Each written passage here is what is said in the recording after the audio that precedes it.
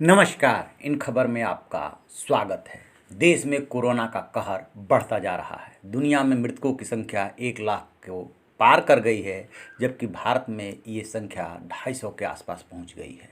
पिछले 24 घंटों में 40 लोग मरे हैं और 1035 नए केस आए हैं। ये अब तक का सबसे ज़्यादा केस होने का रिकॉर्ड है और पॉजिटिव केस जो है लगभग 7447 हो गए हैं।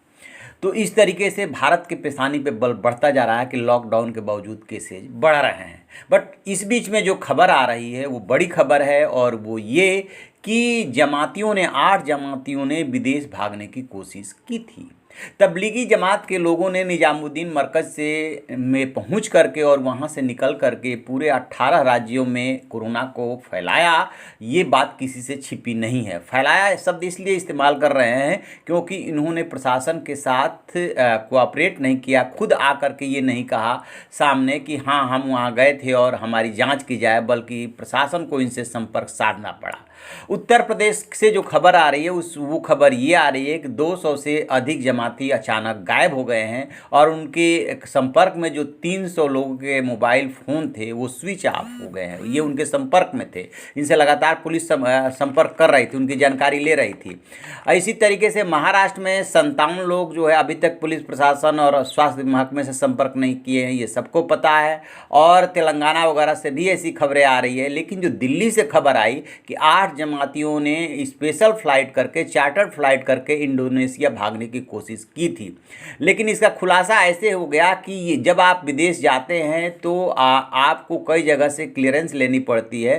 तो जो ब्यूरो ऑफ इमिग्रेशन है उसने जो है इनको धर दबोचा था और क्राइम ब्रांच के हवाले कर दिया था। दरअसल है क्या कि फ़िलहाल जो देश के अंदरूनी भागों में फ़्लाइट सेवा है वो भी बंद है और इंटरनेशनल फ़्लाइट है वो भी बंद है। चल कौन सी रही है, जो कार्गो लेकर के आ जा रही है और चार्टर्ड विमान जो है बुक हो रहे हैं। इसी का इन लोगों ने फ़ायदा उठाया था और एजेंटों के जरिए जो है बुक कराया था। लेकिन इसी बीच में ब्यूरो ऑफ इमिग्रेशन को पता चल गया।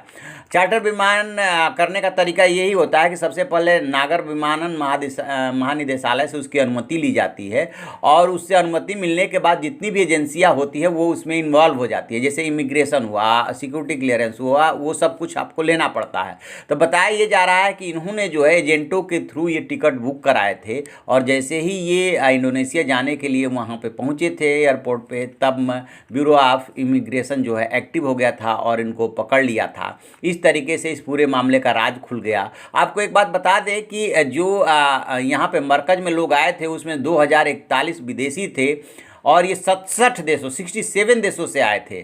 और ये जब यहाँ से निकले तो 18 राज्यों में फैल गए और जो विदेश के हैं उनको वापस भेजा जा रहा है। जैसे ही स्पेशल फ्लाइट्स में जगह मिलती है इनको वापस भेजा जा रहा है। बहुत सारे लोग वापस जा भी चुके हैं। लेकिन ये जो जमाती थे इनको जो है टेस्ट कराना था, इनको कोऑपरेट करना था, इन्होंने कोऑपरेट नहीं किया और उसका नतीजा ये हुआ कि ये पकड़े गए। अब बात ये आ रही है कि विदेश मंत्रालय का ये कहना है कि सभी देशों के लोग बारी बारी से वापस जा रहे हैं, सबकी स्पेशल फ़्लाइट की जा रही है। पिछले हफ्ते इंडोनेशिया की भी जा रही थी तो 8 जमाती पहुंच गए थे। इनको ब्यूरो ऑफ इमिग्रेशन ने पकड़ा और क्वारंटाइन में ले गए हैं।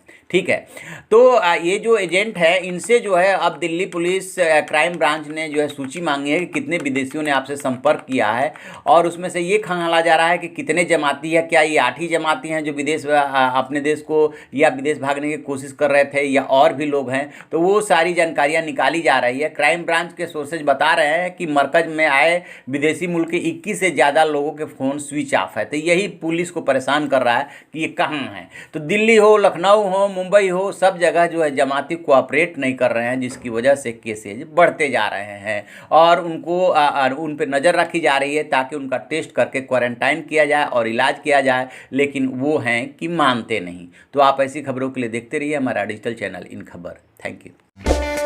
इन खबर चैनल को सब्सक्राइब करें और बेल आइकन दबाना ना भूलें।